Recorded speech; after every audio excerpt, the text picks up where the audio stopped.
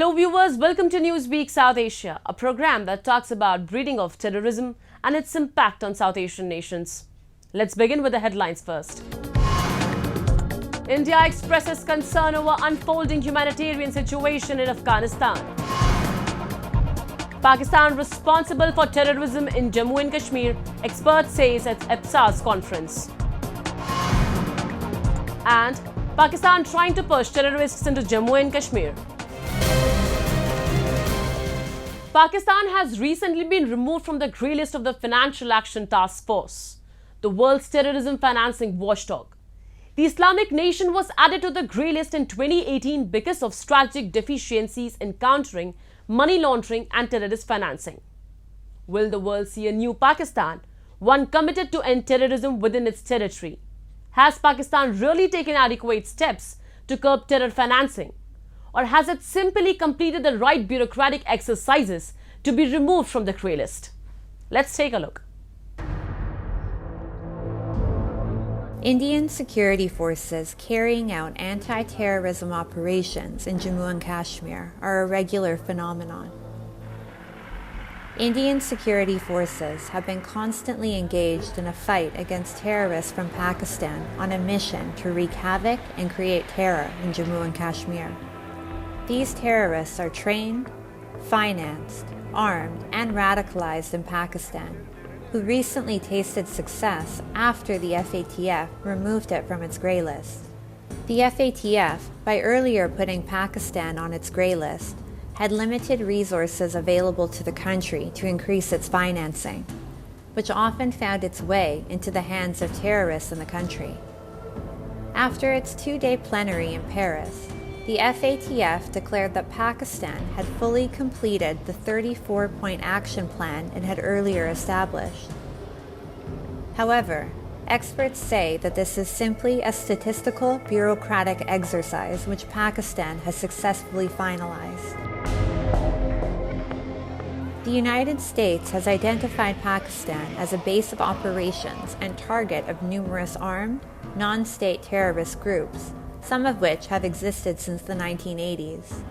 According to the Congressional Research Service, notable terrorists and other groups operating in Pakistan are of 5 broad but non-exclusive types.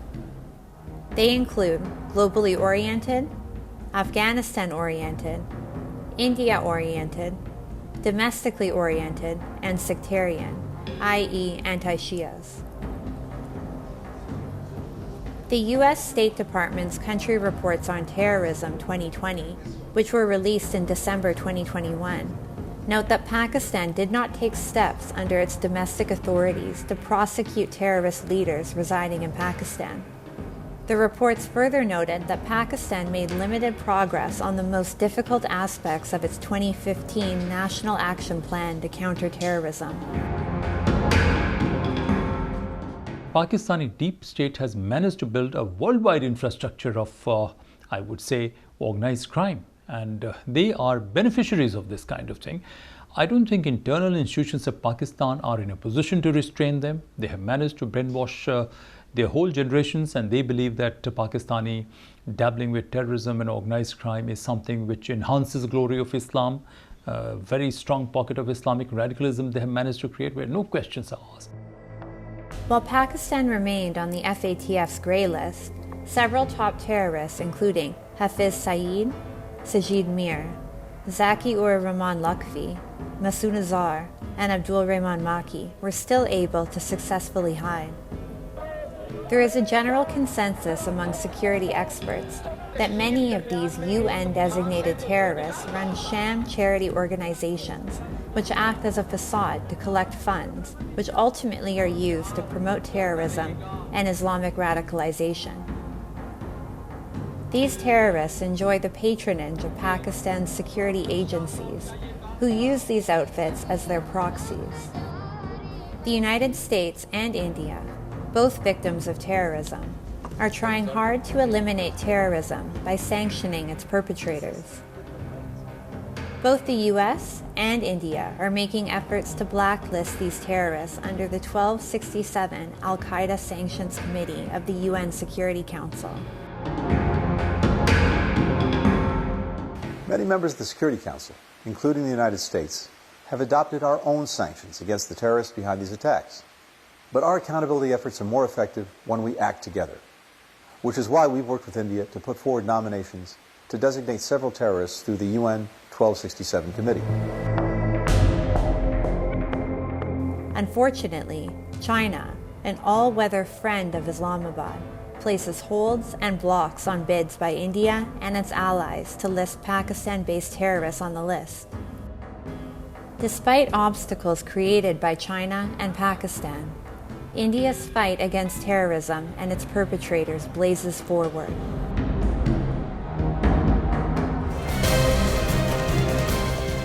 The Taliban takeover of Afghanistan has pitched the country into a spiraling humanitarian catastrophe. Acute malnutrition is now entrenched across the country. More than half the population of the country is living under poverty, and people are relying heavily on aid services for even the most basic food commodities. Here's a report. At a time when this child should be playing with the children of his age, the little boy is selling balloons on the streets of Kabul to earn livelihood for his family. He is not alone. Today, hundreds of thousands of children work to survive in Afghanistan. Even before the withdrawal of international forces and the takeover by the Taliban in August of last year, the country was one of the world's most complex humanitarian emergencies. But now, 1 year later, the situation has deteriorated. Acute malnutrition is now entrenched across the country. For nearly a year, over 90% of households have not been able to get enough food. The World Food Programme estimates almost 20 million people, half the population, is suffering either level 3 crisis or level 4 emergency levels of food insecurity. At a time when the world is primarily focused on the conflict in Russia and Ukraine, India, the all-weather friend of Afghanistan, is still concerned about the humanitarian situation going on in the country. Recently, India in Moscow stated it is important that the world does not forget what is the situation in Afghanistan, as today it is not getting the attention that it deserves. It's important that the world not forget what is the situation in Afghanistan, because today I think it's not getting the attention that it deserves. There is a humanitarian situation, and at least where India is concerned, we have stepped forward by providing food, providing medicines, providing vaccines, and trying to find ways by which the Afghan people are supported in a very difficult phase of their history. Today, nearly all Afghans are dealing with humanitarian situations in the country, but women and girls suffer disproportionately because they have more difficulty getting food, medical care, and financial resources. The all-male interim government has barred women from most paid jobs, which ultimately has had a devastating impact on households in which women were the sole earners.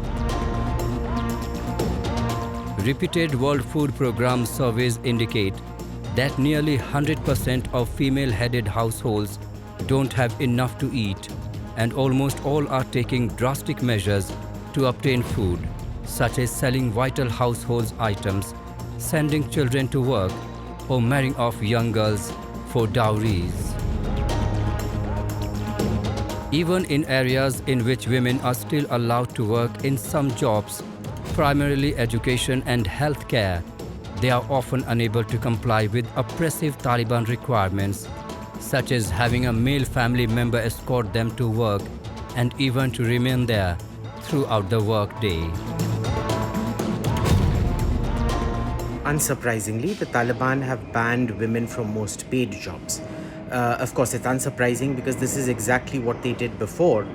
And it's completely in tune with what they're doing right now, which is to take measures only when it does not get them international opprobrium and when the international community is somehow distracted somewhere else. So in this case, for example, they're distracted with Ukraine, and they believe quite rightly that they can get away with it. Now, why are they doing this? We need to remember it's because it's a temporary job creation scheme, in the sense they can't create jobs. They're freeing up more jobs for men, and of course the devastating consequences for single mother, single woman households or earning women households doesn't factor into their calculus. We should see more of this happen. The more the Afghan economy goes down, the more such measures we should see. And realistically, what is there that we can do? Afghanistan is going through a very difficult time, and the de facto rulers in the war-torn country are not willing to listen to what world leaders are demanding. Instead, they are playing the blame game. On one hand, they are violating human rights in the country, and on the other hand, the regime is holding the West responsible for all the challenges the country is facing at the moment. Taliban rulers are not ready to accept the fact that in the absence of conservative ideology, the situation in Afghanistan would have been in a much better situation. The Taliban group, whose leaders include several designated terrorists, seized control through force and is intent to impose its extreme ideologies on common Afghans.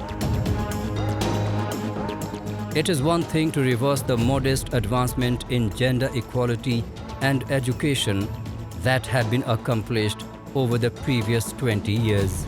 Yet, the regime wants international recognition as a legitimate government of Afghanistan and wants the world's assistance to tide over its difficulties, including its devastating earthquake.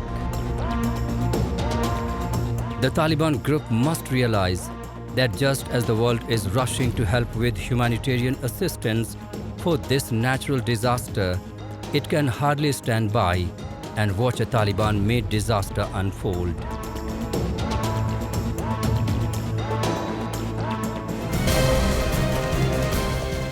In collaboration with WU University Amsterdam, the European Foundation for South Asian Studies recently organized a two-day conference on terrorism and radicalization in Jammu and Kashmir and the wider region. A group of international experts and diaspora from the region of Jammu and Kashmir presented their views and deliberated upon the topic and discussed the effects of terrorism and radicalization in Jammu and Kashmir and the wider region of South Asia. A report. In collaboration with WU University Amsterdam, the European Foundation for South Asian Studies recently organized a two-day conference on terrorism and radicalization in Jammu and Kashmir and the wider region. A group of international experts and diaspora from the region of Jammu and Kashmir presented their views and deliberated upon the topic and discussed the effects of terrorism and radicalization in Jammu and Kashmir and the wider region of South Asia. In the conference, it was discussed how the contemporary issues of radicalization and terrorism in Jammu and Kashmir can be traced back to the use of proxies and the support for Kashmiri insurgents in the name of jihad by Pakistan. While Pakistan meddling in Jammu and Kashmir continues till present day, the deep state has shifted its proxies from tribal areas to Punjab. Thus, the militancy, which has started in the 1990s, is composed of non-Kashmiri jihadists such as Harkat-ul-Mujahideen, Lashkar-e-Taiba and Jaish-e-Mohammed, including Afghans and people who had previously fought in Afghanistan, such as members of the Haqqani tribe. The panel discussed the ongoing terrorism and proliferation of extremist outfits in South Asia, and the situation of Pakistan was analyzed extensively. The dilemma of the Afghan Taliban is there, the real dilemma. They fought there in the name of jihad and in the name of Islam. in Afghanistan. Now, the Pakistani Taliban are also saying that we are fighting in the name of jihad and in the name of Islam. If they expel the Pakistani Taliban from there, or if they fight against them, so their own mid-ranking commanders and their foot soldiers, they will ask them the first question that why we fought for 20 years when you are expelling them from here, because they are fighting the same jihad. And the same dilemma of the Afghan Taliban is for Al-Qaeda and also for the Uyghur. While internal instability and international pressure seem to have limited the scope of the Pakistani support for terror groups at the moment, its continuous assistance is visible through the protectionism that have extended to terrorist commanders. Despite being arrested and charged, Hafiz Saeed is still moving within Pakistan. Similarly, Masood Azhar is also hiding in the country despite contrary information in the media. During the second day of the conference, the panel consisted of exclusively Kashmiris from both sides of the LOC. The question must be batted back to Pakistan because Jinnah rejected the question of a plebiscite ever being occurred. When Mountbatten offered him a plebiscite, since Mountbatten flew into Lahore on 1st November 1947 and offered a plebiscite, Jinnah rejected it outright, saying there can be no plebiscite in the former princely kingdom of Jammu and Kashmir. It was noted that the peace in Kashmir was completely destroyed with the introduction of local terrorism by Pakistan. It was argued that the other regional dynamics such as the building of the CPEC, the ongoing Baloch insurgency and the presence of organized crime groups and relations with Iran and Central Asian states might bring further changes in Pakistan. Yet when it comes to the Pakistani policy vis-a-vis terrorism and Kashmir, the conference concluded by warning that Dragon is fragile and sleepy, but away from dead and could wake up anytime.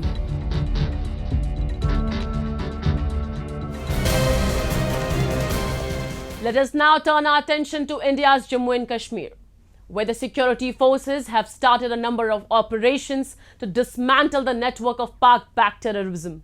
Islamabad is making desperate attempts to launch infiltration bids in the region. However, Indian Army with the help of Jammu and Kashmir Police is putting an end to these terrorists with a commitment to upholding peace and tranquility in the area. A report. The neighboring country of Pakistan and its proxies have made repeated attempts to disturb the peace in the Jammu and Kashmir region. Terrorists are being given funds and training so they may sneak into Jammu and Kashmir and assault security personnel and civilians. However, observant Indian security forces consistently thwart infiltration attempts and eliminate terrorists in Jammu and Kashmir, putting a stop to Islamabad's nefarious efforts.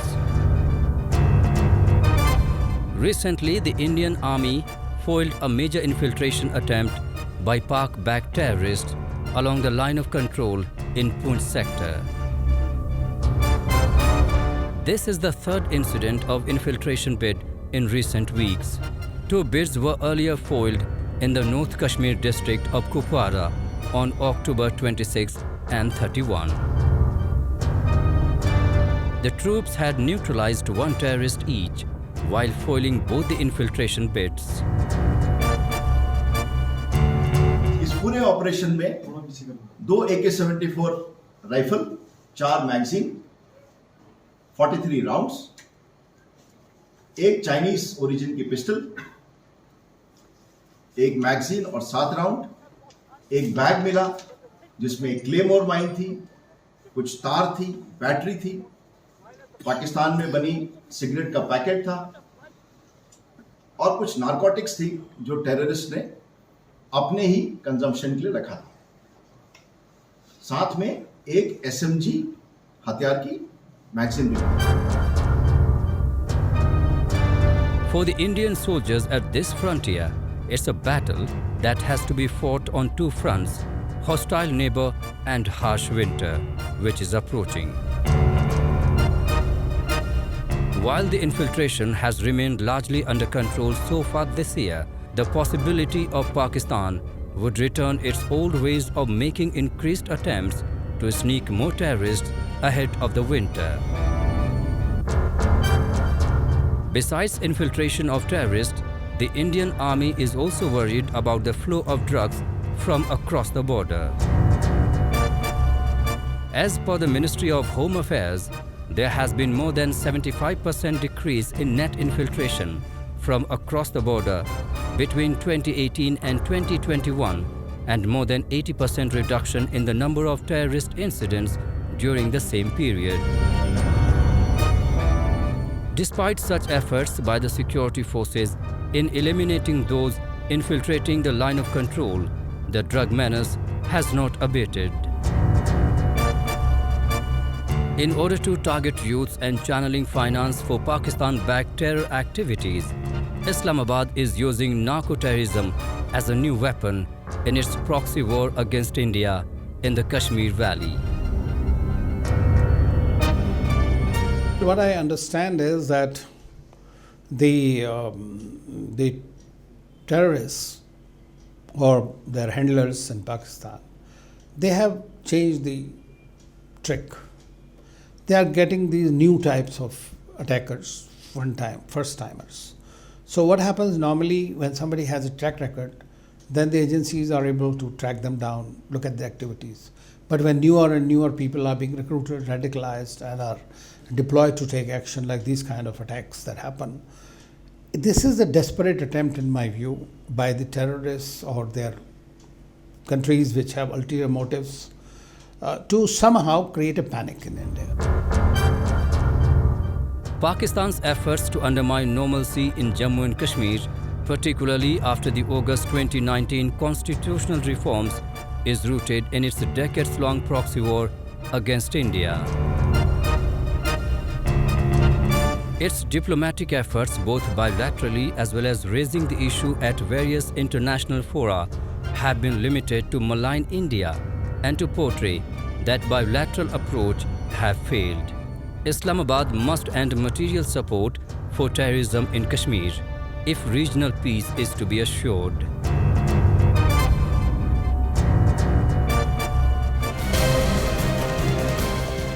And with that, we come to the end of this edition of Newsweek South Asia. We'll be back next week with more news, views and analysis from the subcontinent. Meanwhile, do keep writing to us at nwsa@anin.com. This is Shivangi Mishra, signing off on the behalf of the entire production team of Newsweek South Asia. Goodbye and take care.